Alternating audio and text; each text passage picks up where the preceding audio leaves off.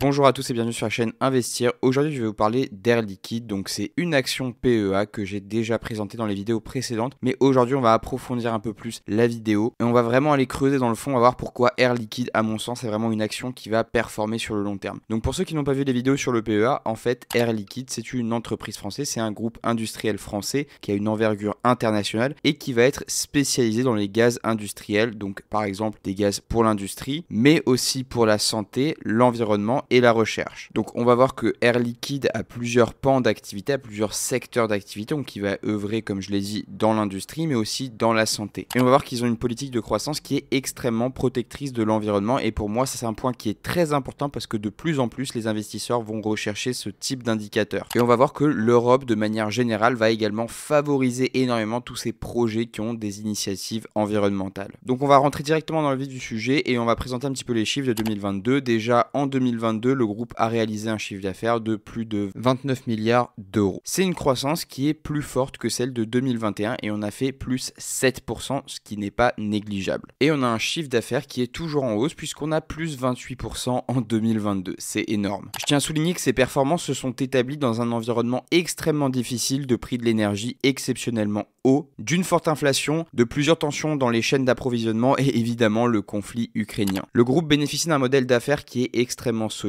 et d'une diversité dans son portefeuille aussi bien au niveau de ses activités, des marchés finaux et des clients. Tout ça va assurer une réelle résilience dans les performances et ça va permettre de saisir toutes les opportunités de croissance possibles. Alors petit point dividende qui est intéressant, c'est qu'il y a une mise à jour en février 2023 puisque lors de l'Assemblée Générale du 3 mai 2023, le versement d'un dividende de 2,95 par action sera proposé aux actionnaires au titre de l'exercice 2022. Ce dividende sera détaché le 15 mai 2023 et mis en paiement le 17 mai 2023. Là, sur le dividende ordinaire en 2022, on a donc une augmentation de plus 1,72% par rapport à l'année 2021. Et si on prend en compte l'attribution d'une action gratuite de 1 pour 10 réalisée en 2022, le dividende proposé représente une croissance de 12,2% par rapport à l'année précédente. Je suis tombé sur un petit rapport du directeur général du groupe qui commente sur l'année 2022 et qui dit, je cite, en 2022, le groupe a réalisé une performance très solide malgré un contexte géopolitique, économique et sanitaire complexe et changeant. La qualité de ces résultats publiés illustre la résilience éprouvée de son modèle économique, notamment caractérisé par une très grande diversité géographique, très grande diversité de marchés également, ainsi qu'une remarquable mobilisation et une réactivité de ses équipes pour s'adapter à un environnement volatile. Donc là, je trouve que c'est vraiment le résumé parfait qui montre qu'Air Liquide est extrêmement résilient vis-à-vis des crises qui ont pu impacter son activité en 2022. Après ce petit préambule, on va vraiment rentrer dans tous les changements qu'on a eu courant 2022 et qui vont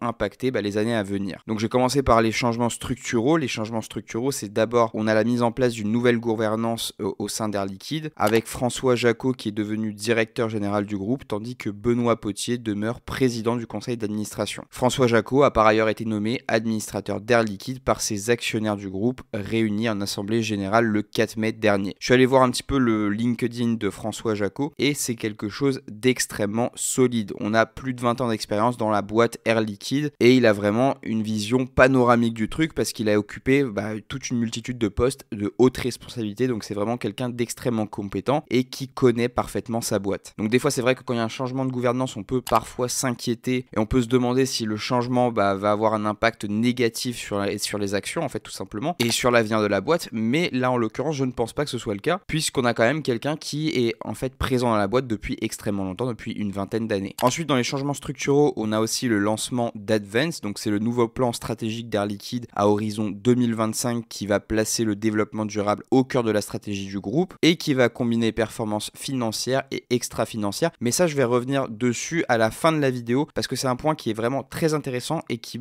à mon avis en fait va rendre l'action vraiment hyper intéressante vis-à-vis d'autres entreprises qui sont moins vertueuses. Et petite parenthèse, si vous cherchez des entreprises vous-même, si vous faites des analyses financières vous-même des entreprises que vous allez intégrer dans votre PEA, n'oubliez pas de regarder ces aspects-là parce que c'est des aspects qui vont être pris en considération de plus en plus. On a un durcissement des règles environnementales, donc dans le cadre des accords de Paris, etc.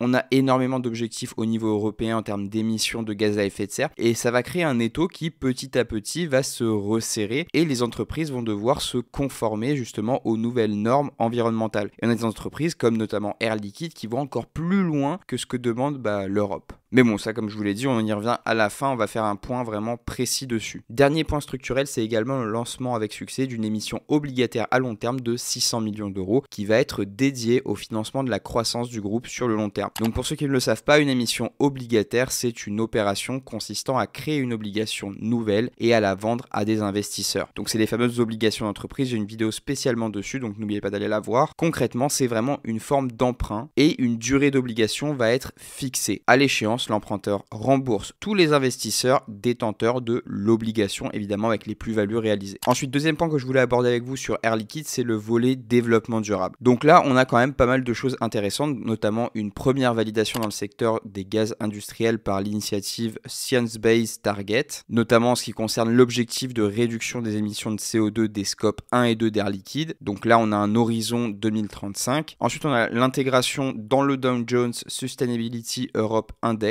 Donc c'est un index global qui évalue le progrès des entreprises en matière de développement durable. On a l'attribution par le CDP, Carbon Disclosure Project, d'une note A dans le changement climatique et dans la gestion de l'eau. Donc là, je me suis intéressé au CDP. Qu'est-ce que c'est que le CDP? Le CDP, en fait, c'est simplement, comme je vous l'ai dit, le Carbon Disclosure Project qui a été créé en 2000 avec l'ambition de rendre public et transparent l'impact des organismes au niveau international. En somme, c'est un organisme qui va mesurer l'empreinte écologique d'une entreprise. Le but, c'est de mesurer puis agir. C'est vraiment le meilleur moyen pour prendre conscience des faiblesses et y remédier année après année. Donc ça va se faire par le biais de questionnaires, etc., qui vont permettre justement aux entreprises de s'améliorer en termes de résilience environnementale sur le long terme. La notation se passe par une série de questionnaires tout simplement qui vont permettre justement de donner cette fameuse note. Air Liquide a obtenu la note de A, donc c'est quand même quelque chose d'excellent et c'est vraiment un gage de sérieux des engagements qu'elle a pris. Et je précise simplement sur CDP que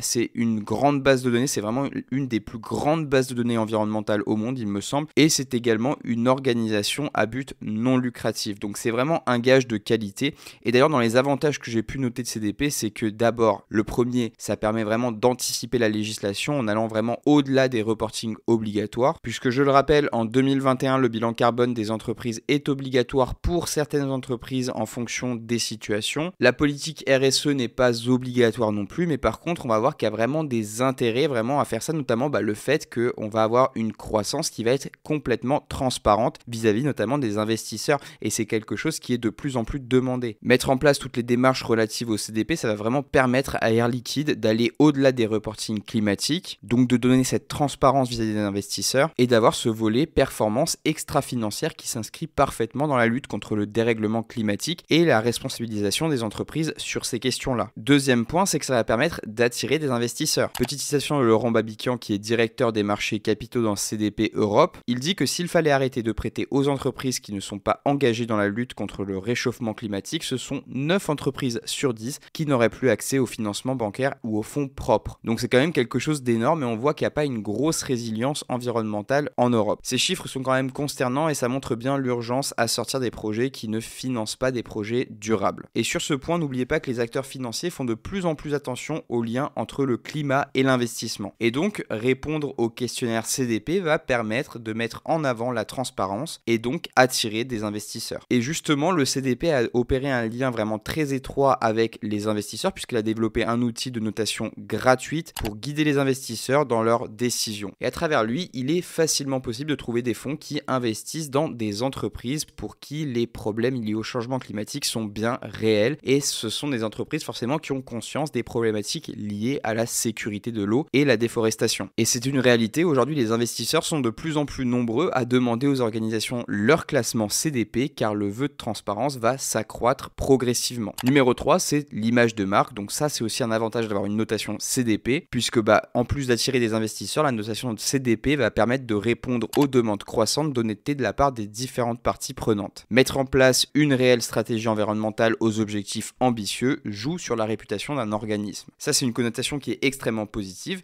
Et inversement, on a des entreprises qui vont jouer la carte du greenwashing. Donc en fait, c'est simplement une stratégie via laquelle ils vont faire une promotion environnementale, mais derrière, il n'y a rien du tout. Et ça, par contre, ça a une influence négative sur l'image de marque et forcément sur le chiffre d'affaires. Ici, c'est moins flagrant, mais aux États-Unis, l'image de marque a un impact incroyable sur l'action d'une marque. Vous prenez par exemple la marque CrossFit, peut-être que vous avez déjà entendu parler de cette marque. CrossFit, c'est une marque, mais c'est aussi un sport. Et quand il y a eu l'affaire George Floyd et que le CEO de CrossFit a publié un tweet qui était controversé, je peux vous dire que toute la marque CrossFit a eu vraiment chaud. Les sponsors ne voulaient plus travailler avec eux, donc ils étaient avec Reebok, ils étaient avec je sais plus si Nike ou quoi que ce soit, mais bref, toutes ces grandes marques se sont dédouanées, en fait, ils ont coupé les ponts avec eux et les partenariats n'ont été rétablis que dès lors qu'ils ont viré l'ancien CEO et ils en ont recruté un nouveau. Donc avec cet exemple, on peut vraiment voir que l'image de marque a une importance qui est vraiment capitale. Ensuite, quatrième point, c'est que justement cette notation CDP va donner une réelle feuille de route aux entreprises. Le CDP n'est pas simplement une notation, ça donne vraiment un cheminement sur la question et l'impact environnemental et il va démontrer les différentes étapes à atteindre pour structurer les défis ambitieux en matière écologique. Que ce soit au niveau de la réduction de son impact ou la gestion des risques liés au dérèglement climatique, ou alors que ce soit en termes de démarche RSE. En somme, les objectifs sont validés et puis on a une feuille de route qui va nous permettre d'arriver aux objectifs qu'on a fixés de manière légitime. Ensuite, on a le volet décarbonation de l'industrie et là on voit beaucoup de fonds européens qui vont se débloquer et vous allez voir, c'est assez impressionnant. Déjà, on a des fonds européens d'innovation qui vont se développer pour Air Liquide dans le projet Equium. Donc c'est un projet qui va viser à faire de l'usine d'Equium près de Dunkerque l'une des premières cimenteries neutres en carbone d'Europe. Ensuite, on a le protocole d'accord avec Loist pour décarboner leurs usines de production de chaux qui sont situées à Réthy en Hauts-de-France. C'est la fameuse technique de captage du CO2 CryoCap TM. Là encore, on a un projet qui est sélectionné par un fonds européen d'innovation. On a également le projet Keros qui est développé par Air Liquide qui va être sélectionné par les fonds européens d'innovation. L'objectif ici, c'est vraiment de développer un projet qui va être transfrontalier de captage et de séquestration de CO2 sur toute la chaîne de valeur autour du port d'Anvers. Ensuite, on a aussi le projet Entrep CO2 Export Hub qui va être porté par Air Liquide. L'objectif est de créer une infrastructure de transport et d'exportation de CO2 sur la plateforme portuaire d'Anvers et c'est aussi un projet qui va être financé par la Commission européenne. On a aussi la signature d'un protocole d'accord avec Eni pour décarboner les industries les plus émettrices de CO2 dans le bassin méditerranéen. On a aussi la signature d'un accord avec Sogestran pour développer les solutions de transport maritime pour la gestion du carbone. C'est toujours le cadre des projets de captage et de stockage de carbone. Signature avec Sasol de 2 contrats d'achat d'énergie renouvelable à long terme avec Enel Green Power. Signature avec Vattenfall aux Pays-Bas d'un contrat d'achat d'énergie renouvelable à long terme avec une capacité éolienne offshore qui est en cours de construction. On a la signature d'un contrat sur 10 ans avec Shell Energy Europe pour l'achat d'énergie renouvelable qui vont servir justement à alimenter la production de gaz industriels et médicaux dans le nord de l'Italie. Et dans ce volet-là, on a également le lancement par Air Liquide de son activité biométhane en Chine par la construction de sa plus grande unité de production de biométhane au monde. L'objectif de cette technique, en fait, c'est de fournir de l'énergie à partir des déchets. Et Air Liquide va vraiment venir valoriser ce biométhane puisqu'il va l'utiliser dans du carburant qui est appelé le biogaz naturel de deux manières, donc soit de forme liquide, soit de forme comprimée, et ça va lui servir dans toute sa chaîne de valeur également. Donc en fait, il va réutiliser le biométhane dans absolument tous les processus de l'entreprise. C'est extrêmement intéressant et c'est extrêmement bien vu,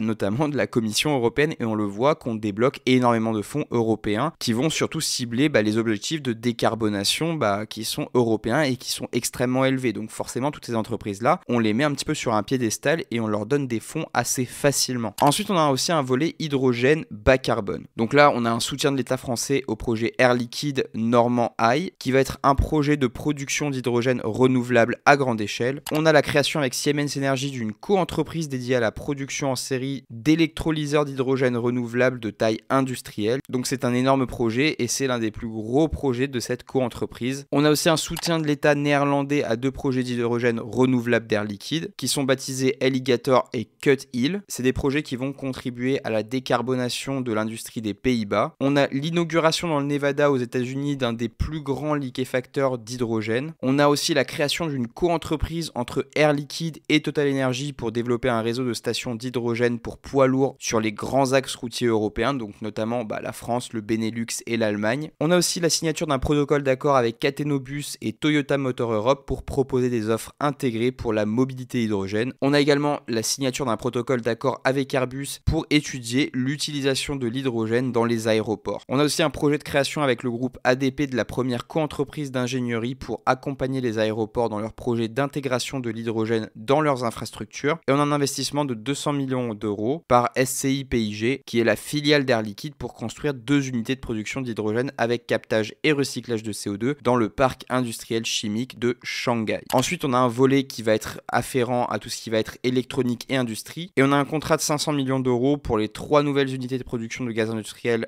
de semi-conducteurs à Taïwan. On a un investissement de 300 millions d'euros au Japon. On a la signature d'accords pour justement construire et exploiter des unités de système de production aux États-Unis, plus précisément en Arizona. Le montant, c'est 60 millions de dollars américains. On a un contrat de 80 millions de dollars en Égypte également pour investir dans une unité de séparation des gaz de l'air. Et le groupe vient également se positionner avec un investissement en Inde de 40 millions d'euros dans une nouvelle unité de séparation des gaz de l'air dédiée à l'industriel marchand. Sur un volet santé, vraiment très brièvement, on a le développement de l'offre santé à domicile avec l'acquisition par Vital Air. Donc pour ceux qui ne connaissent pas, en fait, c'est simplement une filiale qui depuis 35 ans prend en charge les pathologies chroniques à domicile grâce à des équipes pluridisciplinaires. On va avoir tout ce qui va attraire l'activité respiratoire, donc l'apnée du sommeil, l'oxygénothérapie, la ventilation assistée, mais aussi tout ce qui va être perfusion, nutrition et diabète. Donc c'est une filiale qui est surtout présente en France avec plus de 60 agences. Et enfin, je vais vous parler des performances extra-financières. Donc c'est le plan que je vous disais, c'est vraiment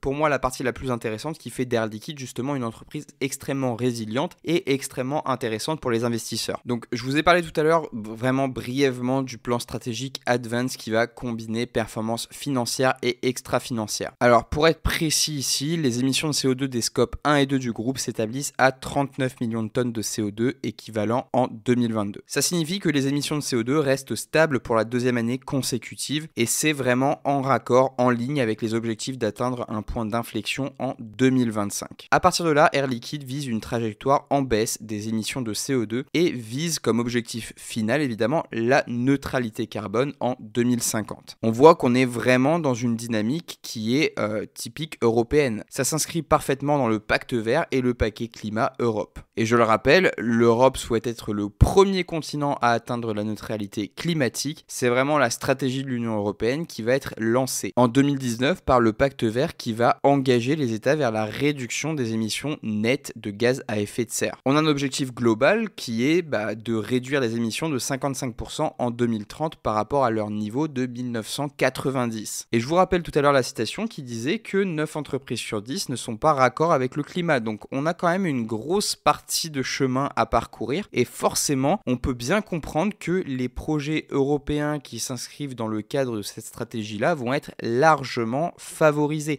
parce qu'on va vouloir faire de ces entreprises des exemples. Et ça, c'est quelque chose qu'il faut bien comprendre. Quand une entreprise prend vraiment à cœur la stratégie développement durable, elle débloque une tonne de fonds européens et voit évidemment son chiffre d'affaires augmenter, ses performances augmenter, etc. Donc indirectement, les performances extra-financières font augmenter drastiquement les performances financières. Et tout est mûrement réfléchi puisque lorsque ça arrive, forcément, les autres entreprises, elles font pas l'autruche, elles regardent bien ce qui se passe autour d'elles et du coup, elles voient cette entreprise qui débloque tous ses fonds et qui augmente drastiquement son chiffre d'affaires, donc forcément, elles veulent imiter. Et pour imiter, elles savent très bien ce qu'il faut faire. Il faut se mettre en raccord avec les objectifs climatiques pour débloquer tous ces fonds et devenir une entreprise vertueuse. Donc voilà, c'était mon ressenti sur Air Liquide. Malgré tout, je vais vous donner quand même quelques petits risques d'investir sur cette action parce que toutes les actions ont un risque. L'investissement par nature, c'est quelque chose qui repose sur l'aléa, donc forcément, c'est une activité risquée. Donc déjà, pour moi, l'inconvénient majeur, c'est le coût de l'énergie. Vous n'êtes pas sans le savoir que les coûts de l'énergie peuvent extrêmement varier et selon plusieurs facteurs. On a par exemple la crise russo-ukrainienne qui a montré par exemple cette variation dans les prix de l'énergie. Ça signifie donc que le secteur de l'énergie est directement dépendant de la situation géopolitique du monde et de l'économie mondiale également, mais également d'autres facteurs qui ne sont pas forcément prévisibles. C'est pour ça qu'investir dans une entreprise qui se situe dans le secteur de l'énergie n'est jamais sans risque. Ensuite, deuxième point qui est pour moi aussi un point de risque, c'est la sensibilité d'Air Liquide aux aléas du marché. Puisque malgré Malgré la diversification de ses activités, l'entreprise Air Liquide demeure sensible au cycle de l'économie. C'est un risque qui est inhérent à ce type d'activité, à ce type d'industrie qui dépend du secteur du gaz, mais c'est quand même un risque qu'il faut prendre en compte. Après, il faut également prendre en compte que l'entreprise a été créée en 1902 et qu'elle est passée par une tonne de crises, qu'elles soient économiques, énergétiques, que ce soit des guerres, enfin bref. C'est vraiment une entreprise qui est résiliente sur le long terme et pour moi, c'est vraiment une entreprise qui a fait ses preuves et qu'il faut vraiment intégrer dans son PEA. On ne peut pas passer à côté d'Air Liquide, il faut l'intégrer dans son PEA. Voilà, c'est tout pour moi. J'espère que la vidéo vous a apporté des éléments essentiels pour comprendre l'action Air Liquide. Je vous invite à regarder l'une des vidéos qui apparaissent à l'écran.